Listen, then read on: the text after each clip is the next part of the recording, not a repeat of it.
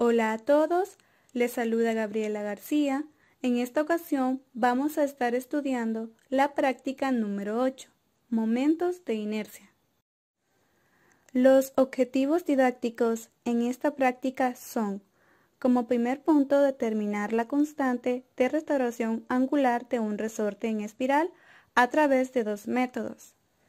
Luego, determinar el momento de inercia de un disco en función de la distancia entre el eje de rotación y el centro de gravedad. Y por último, determinar el momento de inercia de dos masas puntuales en función de la distancia perpendicular al eje de giro. Podemos definir al momento de inercia como aquel que mide la oposición de un cuerpo que tiende a rotar y se encuentra dado por esta relación que observamos aquí. Esta fórmula es la definición del momento de inercia para sistemas continuos. En esta ocasión le he colocado el subíndice O para denotar que el momento de inercia se encuentra medido respecto a un eje de rotación.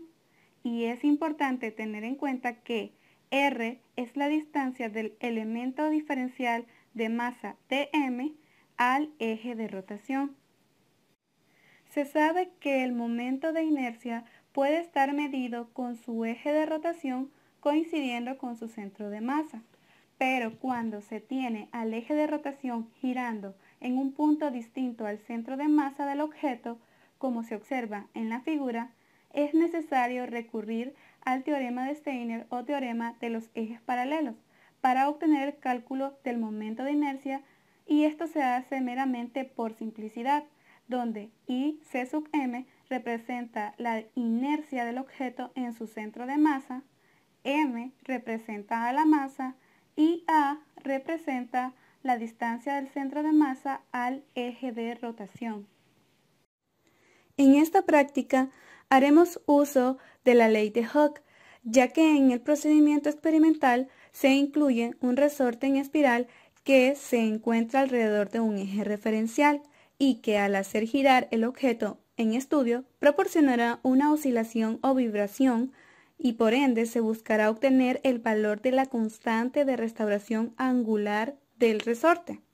Y bueno, también se calcularán periodos de oscilación para los cuerpos en estudio, así que tenemos que tomar en cuenta esta ecuación que describe al periodo de oscilación de un cuerpo, que es la que observamos aquí.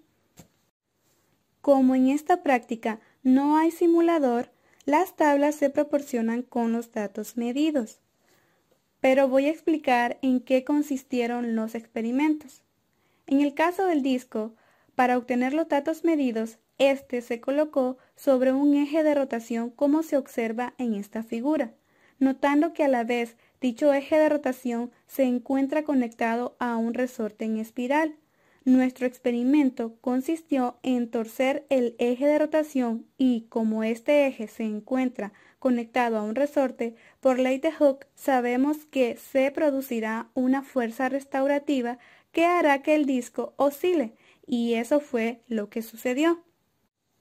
Entonces, cuando el disco comenzó a oscilar, se midieron semiperiodos a través de esta barrera fotoeléctrica, la cual posee un contador digital que muestra las mediciones de los semiperiodos, y estas mediciones de semiperiodos se hicieron para 5 distancias distintas, donde el eje de rotación se va alejando del centro de masa, según el orden que se observa en la tabla número 2.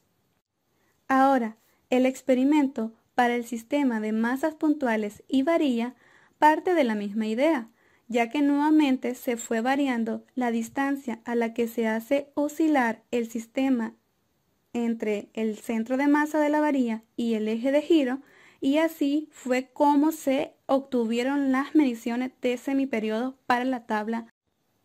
El primer cálculo a realizar es la obtención del periodo tanto para el disco como para el sistema de las dos masas puntuales y varilla, ya que, como se explicó anteriormente, los valores medidos eran semiperiodos.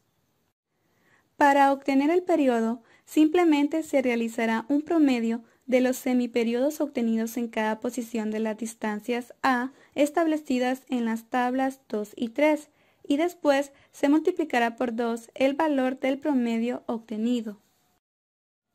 En esta tabla número 1, los valores de fuerza para estos 4 desplazamientos angulares fueron medidos a través de un dinamómetro, con el objetivo de obtener, bajo estas mediciones, la constante de restauración angular del resorte, por lo cual se necesita saber el valor del torque en cada caso. Como se puede observar, la magnitud del torque se encuentra definida como el producto entre la fuerza y el brazo de palanca, y ya que ambos valores se encuentran dados, ustedes pueden directamente obtener el torque para cada medición de fuerza. Cuando completen la tabla anterior, podrán realizar el gráfico del torque en función del ángulo de giro, el cual debe de resultarles lineal, puesto que la ecuación de la ley de Hooke es de grado 1. Por comparación con la ecuación de una recta, se observa que la constante de restauración angular del resorte es la pendiente del gráfico anterior, y ustedes pueden obtener el valor de K a través de la ecuación punto pendiente, debido a que la ley de Hooke es una ecuación de grado 1. Para el disco, usamos los datos de la tabla 2, cuando ya se encuentran obtenidos los valores de cada periodo. Entonces, para poder realizar el gráfico deberán construir una nueva tabla, elevando al cuadrado los valores de las distancias A y de los periodos que obtuvieron anteriormente desde T1 hasta T5. Cuando ya tengan la nueva tabla, construyen el gráfico, el cual debe de darles como resultado una línea recta, puesto que se está linealizando. Para determinar la ecuación de la curva obtenida anteriormente, se deberá considerar la ecuación que describe el comportamiento de los periodos de oscilación, como podemos observar aquí. Y ya que para el caso del disco el eje de rotación gira en un punto distinto al eje del centro de masa, el momento de inercia I se sustituye por la ecuación del teorema de los ejes paralelos, o de Steiner, llegando entonces a esta segunda relación que observamos aquí. Al linealizar y reordenar las variables, se obtiene la ecuación empírica para la curva del periodo al cuadrado en función de la distancia al cuadrado. Por comparación, se puede observar las equivalencias de pendiente e intersecto, y observen que deben utilizar regresión lineal para obtener los valores de M, o sea de la pendiente, y B, o sea del intersecto. Para obtener la constante de restauración angular, simplemente se hace un despeje como se observa aquí.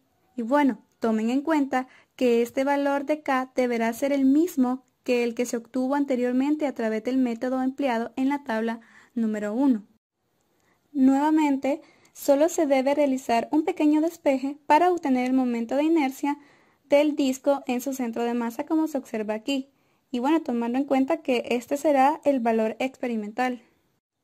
El momento de inercia teórico del disco en su centro de masa se encuentra dado de esta forma, como se observa aquí, tomando en cuenta que m sub t es la masa del disco y que r representa al brazo de palanca. Para la obtención de la inercia experimental, se partió de la ecuación que determina los periodos de oscilación y simplemente se despejó para I, por lo que, sustituyendo la constante K y los distintos valores de periodos, se completa la tabla número 3.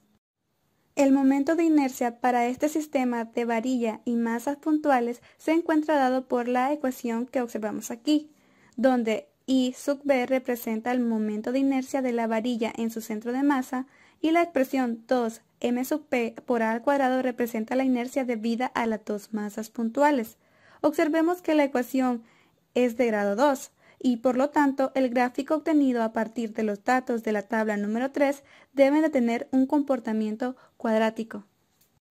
Para linealizar el gráfico anterior, simplemente se deberán elevar al cuadrado los valores de A correspondientes a la tabla número 3, y por comparación se observa que la pendiente equivale a 2m sub p y el intersecto al momento de inercia de la varilla en su centro de masa.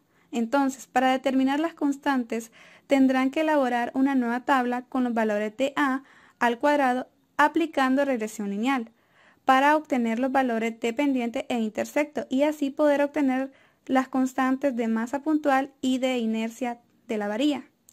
Bueno, también deben observar que el valor de n es el grado o exponente que ocupa a. Para responder a la primera pregunta, observen los valores tabulados en la tabla número 3 y pregúntense si al variar los valores de distancia de a, ¿qué sucede con los valores de inercia? O sea, si esta aumenta, disminuye o si esta se mantiene constante. Eso tendrán que observarlo según sus datos tabulados.